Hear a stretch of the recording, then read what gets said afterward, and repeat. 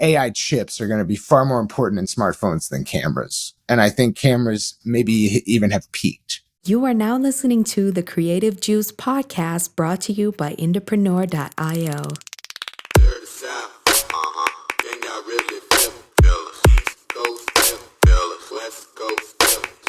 What's up, Indies? Welcome back to Creative Juice. This is episode 355. Is that right, Jack? That's right.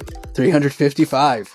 It's a lot of F's. I am your host, Circa, with the rare intro, because today I am here to tell you all my predictions for the year 2025 as it pertains to the music industry, music marketing, being an artist in general.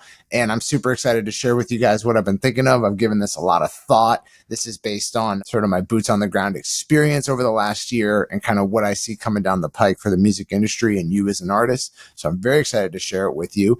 With me, as always, my co-host, Jack McCarthy, the head of our IndieX agency and the better half of what we got going on here. What's up, Jack? How you doing? What's up, dude? Happy New Year's Eve. Happy New Year's to you. I got my Dukes t-shirt on, so I'm all prepared to go. Let's go. I'm excited for this episode, man. Excited to hear your predictions as we ran through mine last week. This is going to be a surprise. I have no idea what you have in mind, and so I'm excited to hear about what you're thinking for 2025 here as it relates to the music industry and all things music. It should be pretty good. Where do we start? So I've got a list here. I got 6 things I want to cover. There's some overlap in the Venn diagram from my predictions last year, which I'm not entirely certain what they all were, but I'm excited to share them. So the first one, my prediction is that in 2025, we will see the emergence of generative AI artists. So that'll either be labels participating in AI generated works, perhaps even putting forth a fake artist that is AI. You know, maybe it has certain characteristics that are constant throughout time. So it'll have the same voice, or it'll have the same musical style, or the same artist name, but ultimately is generative AI. That, or it could manifest as a major label purchasing or otherwise securing the right to produce generative AI works with an artist's likeness and sound. We saw the industry bump up against this. We had the Drake and I believe Future AI generated song that there was a lawsuit about. I think that's just sort of like the canary in the coal mine, so to speak, and that you'll start to see labels snap up rights to create works with either from estates of dead artists or from living current major artists. Dude, that's really interesting. I mean, especially on the heels of, was it at the end of 2023 or early in 2024 when the Screen Actors Guild was striking because of AI related contract negotiations and how actors and actresses were either, kind of being strong-armed into allowing their likenesses to be used with generative AI or not. Yep, that's right. Yeah. I mean, that's kind of the writing on the walls. I think that was occurring, that we're likely going to see, if we're not already hearing about those kinds of things existing in contracts with artists and bands. Yeah, I think it's only a matter of time. And I think this year we're definitely going to see labels. I don't know to what degree labels can afford to publicly show their hand as it pertains to this, like without risking some kind of revolt from existing signees and songwriters, similar to what you just referenced with the film industry, some kind of pushback. So it might not be overtly public, but I think by the end of the year, I'll be able to point to a few things and say, hey, this is this prediction coming true. Yeah, it's really interesting. I played with throughout the year a little bit in like my own writing and production, some of the music AI tools, like the production tools like Suno. I played with that a little bit. And it's interesting and not very good. I mean, it wasn't great, but it wasn't horrible either. Some of the sounds that came out of it, I was like, all right, like this could pass. Like, was the song good? No, like the vocals didn't sound great. But additionally, like I've heard plenty of like quote unquote covers of songs performed by other singers that were, their voices were generated by AI. And some of it is like really convincing and really good. It's really good. I mean, I had a video like 2 years ago where I was like, anytime that you say AI won't be able to insert thing you think is uniquely Yeah. human here. You're literally calling for it to happen like within 6 months. And that's certainly proven to be the case. It's kind of a fool's errand to point to instances where AI is not capable of a given thing just yet, because you're literally just like kind of putting your own foot in your mouth. You know, one thing that's really interesting about this prediction is I do kind of wonder what the public's response to that at like this is a created artist, or these are AI generated works of an artist you already like, whichever path it actually ends up happening with. I do kind of wonder like what the general public's taste for that will be, because like online, like if you scroll through your feed right now and you come across AI generated images or AI generated people, I mean, there's even like AI models and stuff like that online. And it's like, if you look at the comments, it's like fake AI, this is lame. Like you're seeing a lot of that right now. And I wonder if we are still so early that the perception will be like that, as opposed to like it will be so good that it will be adopted. You know what I mean? Well, it's funny because like there's so much generative AI images being thrown at the average consumer every day. They catch maybe 5-10% of it. That's true. And they think they're so clever and they're like, oh, AI, it's fake. And it's like, yeah, but so much is getting past you that is also fake that you're not commenting this on. That's true. That's a good point. Especially when it comes to product images. So Oh, much yeah, money is dude. spent. Yeah. So much money is spent on properly photographing products or videographing products for commercials. And so much of that is now done with generative AI. It's actually kind of shocking how quickly it's happened. Dude, yeah. I mean, some of the major stock photography companies and stock videography companies now have libraries that you can use that are AI generated off of their existing libraries, and they look really good. Yeah. Like I was browsing Shutterstock the other day, I think it was, or Envato or one of those, and the stuff on there, I was like, damn, dude, like the product images are great. Like, and it's endless. Or just like how silly it's going to seem very silly in a year, max 2 years, that there were ever libraries where you would search for the thing that you're looking for instead of just like, tell me what you want and I will give you exactly it. Yeah, that's true. That's interesting. I'm definitely, yeah. I mean, we'll be talking about that as we see it start to happen for sure. Yeah. So yeah, that's prediction number 1 is the emergence of AI artists. Specifically, what I'm calling for is labels to sort of tip their hand in this case. The second prediction I have is that Spotify will face one or more major class action lawsuits from artists, some kind of coalition of independent artists. Maybe there's a few major label signed acts in there related to the dilution of royalties. I think it will become quite obvious that not only is generative AI diluting their royalties, but entities that don't particularly care if you're a fan of this artist, they don't have some kind of penchant for creating a fan base around a brand that is a person or a band. They're diluting royalties as well. In fact, I would say it's probably already a pretty sizable portion of the royalty pool is going to people who own companies where music is just generated by any means necessary. And the only artistic endeavor in those companies is curating a genre or style. It is not in the individual creation of tracks. They could care less who creates the tracks. AI, some producer, someone they sign, they don't care. They just care that they have enough volume of catalog in a given style that's emergent on TikTok and other Zoomer and alpha media. And I think they're diluting heavy. I think AI will continue to dilute heavy. And you'll eventually see artists calling for Spotify to do something about it. Interesting. And you think in 2025 class action lawsuit will emerge? Yeah, I just think that's the easiest way to bet on the manifestation of that gripe is to say, because, you know, artists are litigious. The whole industry is insanely litigious. And so, yeah, like it's probably the safest bet is to say, if I believe that this dilution is occurring heavily and that it's going to manifest in some publicly visible way that I could place a bet on, it would be in a class action lawsuit of some sort. Yeah, I mean, that's really interesting because there's like two sides of the coin. It's like, one, would there be enough lawyers that would band together to take up that cause. Like, that's a question mark. But then it's like, okay, this is the music industry. Of course there would be. There is some plaid suit wearing lawyer who will take up any type of class action lawsuit.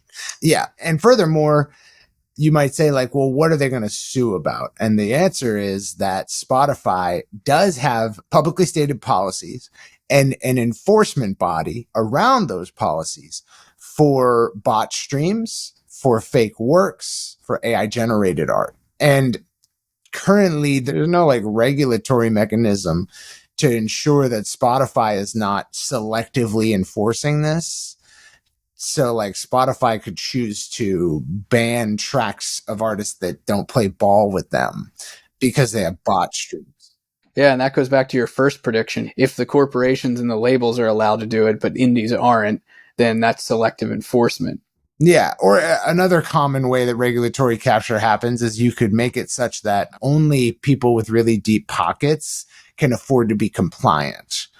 So it's like, yes, on Spotify, you can have AI generated art. You just have to fill out these 80 forms, do this, like do that, get this license, or whatever, you know, some kind of complex regulatory hurdles you got to jump through that regular artists can, but major labels can't. And then as soon as you have that selective enforcement, then you have grounds for some kind of lawsuit. It's interesting how those two, your first two predictions kind of cascaded into each other. Yeah, I would add to that, maybe tack on. It could be its own separate prediction, but it's kind of the exact same thing, is that I think in 2025, it will be discovered. There will be news stories about a large portion of Spotify revenues are being paid out to works that don't have an actual artist behind them, whether they be AI generated or they be by some producer who is responsible for like 50 different artist names. Yeah. I think that will be a news story at some point. I could see that. And then on top of that, I think that, and this is only like tangentially related to the music industry,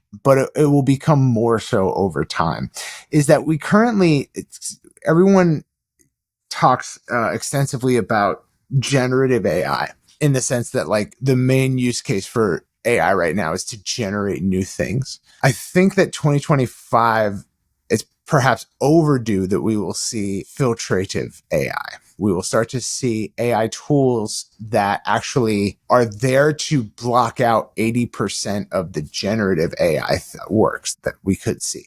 So already the amount of new information being created every year was enough to, in some years, it was enough to eclipse all the information that had ever been generated up until that point. So in 1 year, you would create more information than had ever been generated up in all the years prior. That's like the rate of change for information being generated online. And now with generative AI, that's probably going to exponentiate. Yeah, for sure. It's going to multiply. And so now instead of, you actually can't consume all that information, nor should you. There's going to be too many social media posts to read or to watch. There will be too many emails for you to go through them all.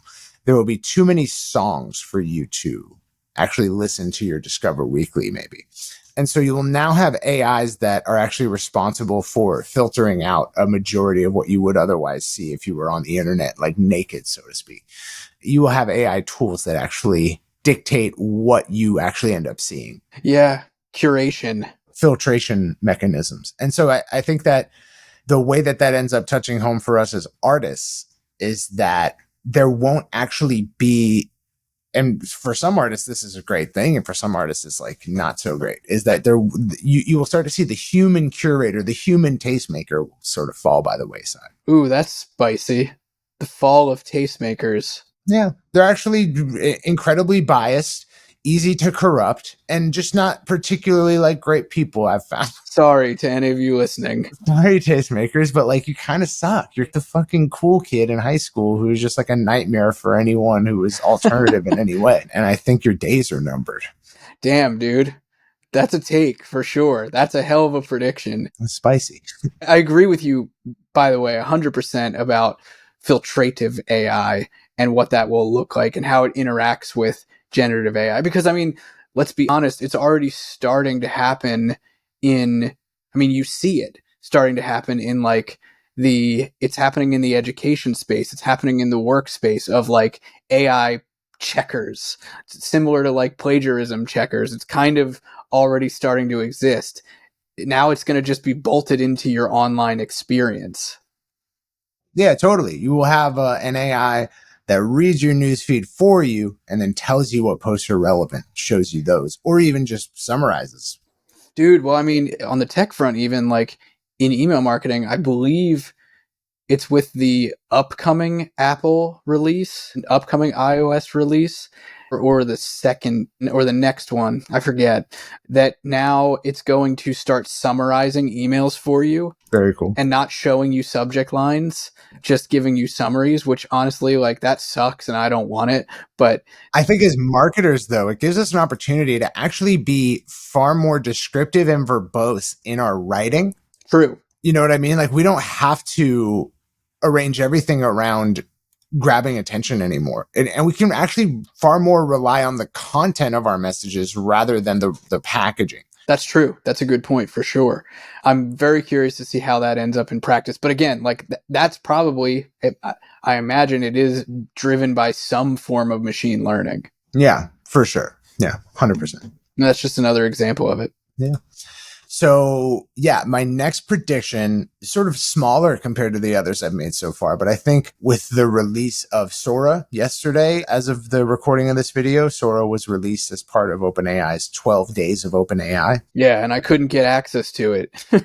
The sign up immediately crashed. Yeah, I think that we'll see the first AI generated music video, and soon, perhaps even in 2025, we start to see AI generated video content at a much greater clip. I've already generated a music video myself using Hi-Luo, which allows you to take any image and then describe how you want that image animated, and it will make a short video clip using it. But I think that the foot gets put on the gas of that trend heavy this year. Agreed. Yeah, definitely. I don't really have anything to add to that one. I think that's just the natural progression. Some downstream effects of that are more interesting, though, is that I think you'll start to see the camera performance of smartphones take a back seat as a key feature.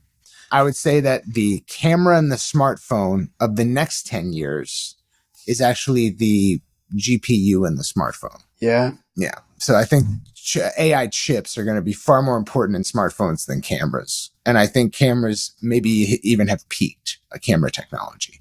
Yeah, that's a really good point. And so that should also make it a lot easier for us artists who maybe aren't so great at being on camera, maybe don't have so much time to set up great sets and shoots, maybe don't want to learn a whole shitload about videography and cinematography. In some ways, the artists who have been saying, I don't want to be a content creator are getting their wish. Yeah, rejoice. You know, your time has come. Be careful what you ask for. Yeah, I think we're going to sort of see those downstream effects. And it's going to fundamentally change the meritocracy.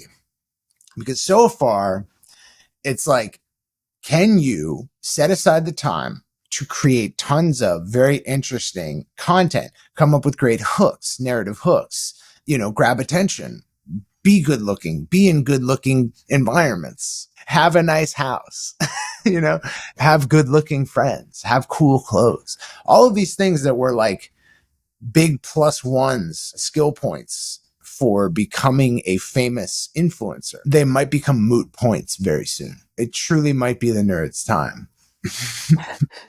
Yeah, that's a really good point. I mean, I think by the end of the year 2025, like we could be we could be knee deep in those waters. I think just given the speed of everything. For the 10 years prior to now, if you were a phenomenal producer but a terrible content creator, you might just fail at the hands of someone who's a great content creator, and a terrible producer.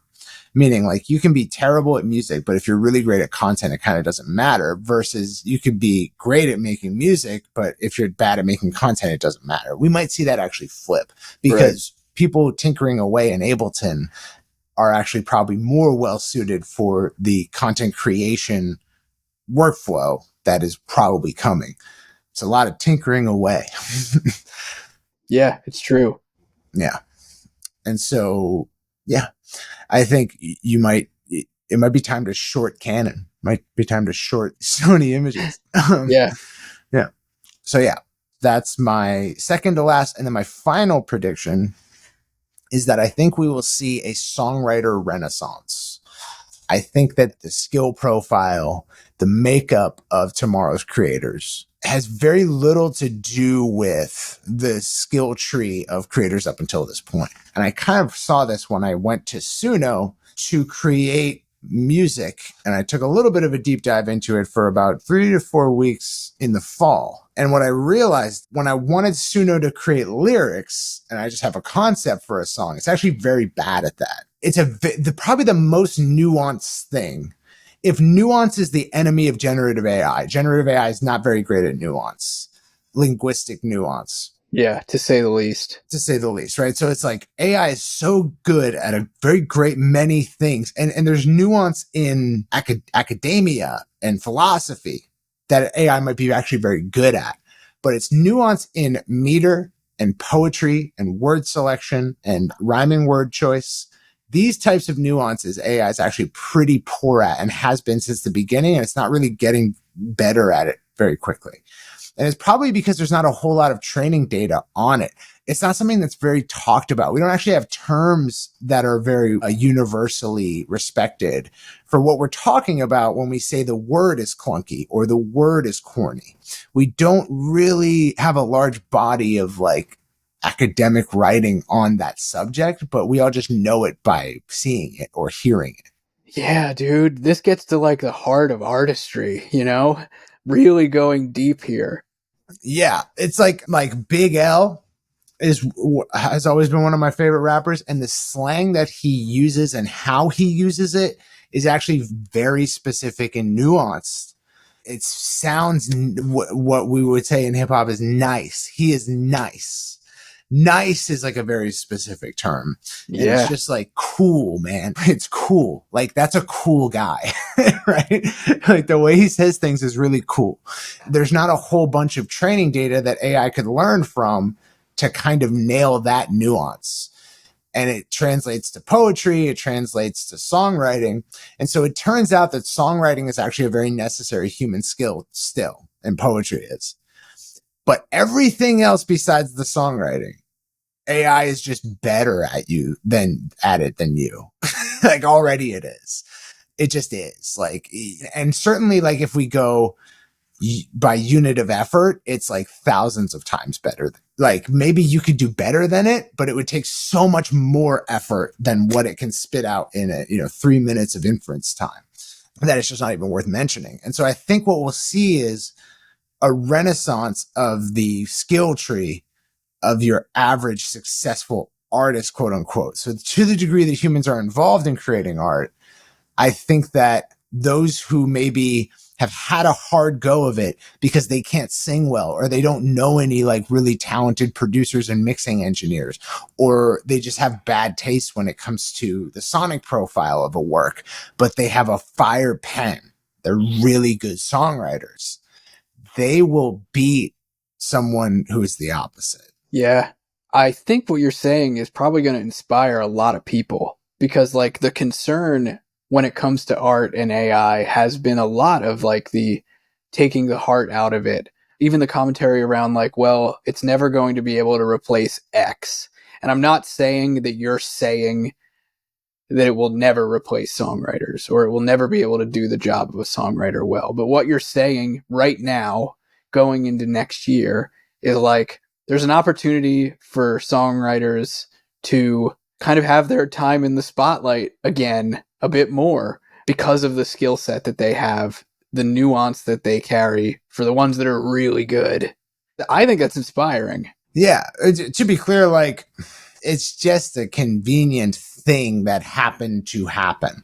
Like, yeah, it's not persistent across time because really all you need is enough examples of what's not corny and enough examples of what is corny. And you give that as a training set to an AI, and all of a sudden it has an internal representation of what we mean, even if we can't articulate it in words. It will know. And it's only a matter of time before that happens. And certainly like you could have that training set where it's like, here's 1,000 lines that are corny and clunky. Here's 1,000 lines that are beautifully written. Even without that training set, eventually it'll be plugged into your reaction. So it'll say, it will be able to sense when something is corny by your reaction and be able to generate its own training set. But we're not there yet. We're not there yet, but like to say that we're far away is cope. You're coping. So what you're telling me is it's not over yet. It's not over yet. Yeah. There's a slim window of opportunity for those of us who are word cells, as it's said on Twitter, to shine. And I think it's really cool because, man, I've generated some songs where it's like people think it's a fire song, more fire than I could ever create. And it's my songwriting that does it. And then it's AI's production, vocals, mixing that does all the rest. Right. That lets that songwriting shine in a way that I never could realize with just my voice and my playing and my selections. Yeah. And I think that's really cool because it for those of us who are better songwriters than we are mixing engineers or producers or even singers or rappers or whatever, it's a really cool time to exist. Yeah. I dig that. That was a good one to save for last too. Yeah. And I think this next year is your shot. Suno V4 just came out, and I'm sure there'll be a Suno V5 this year. And if you're not playing around with generative AI music tools, now is the absolute time to start, and maybe your last time. Just go out there and make some cool stuff. Make an AI song, like write your own song, but then have AI make the song. And another key little tip is, even if you're bad at guitar, you're bad at piano or whatever instrument, just make a rough demo, cell phone recording, and you can upload that to Suno and it will make the full realization of what you meant. You give it the lyrics, you give it that rough demo, and it will turn it into a studio quality track. And play around with that. It's super fun. And then take that song and use generative video tools to make the video, make the album art, upload it to Spotify, play around with it. Now's the time to get your hands dirty, and it's a lot of fun. Dude, that's really it, man. And maybe we close off with this as we wind down the dwindling hours of 2024 here. Is like AI is such a cool playground for things. It's so fun. I was just having a conversation yesterday with Bruce. He's been on the show. My buddy Bruce, he's a producer. And we were talking yesterday about he's been experimenting with ChatGPT and helping him get sounds faster. Like, I'm trying to reproduce the synth from this Michael Jackson track. Tell me what to do if I'm using Omnisphere or Serum to do it. And it's working. Like, yeah. I was like, how's it doing? He was like, for super broad stuff that like AI has a lot of information on, like it's synthesizing everything that it knows from everywhere and giving you an output that works. Like, he was like, I know how to listen for it, and then I know what knobs to turn in my synths and on my compressors and in my EQs and all this stuff. So I know what I'm doing once I have the roadmap, but like it shortcuts my work, and it's been really interesting. He was like, when you get more niche and you start to ask it for, for sounds or vocal chains or whatever that maybe it wouldn't have a lot of information on, that's where it starts to just make shit up, and that's fine. But that's he said that to me, and I was like, dude, I'm gonna try that tonight. Like, that sounds super fun. You know what I mean? All of it is such a cool playground. Go play around. Yeah. Well, Cirque, thanks for sharing your predictions, man. These were surprising, and again, not really the angle that I thought you were going to take. Different sides of the elephant, as I said in the previous episode. This has been a fun year. This has been a fun 2024. Thank you guys for being with us. Looking forward to an amazing new year. Happy New Year. Here's to another bunch of Creative Juice episodes and a ton of new stuff here at IndiePRO.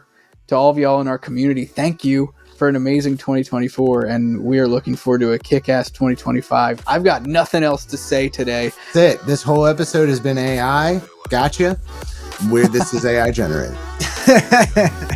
We'll see you guys next time on Creative Juice. Peace out.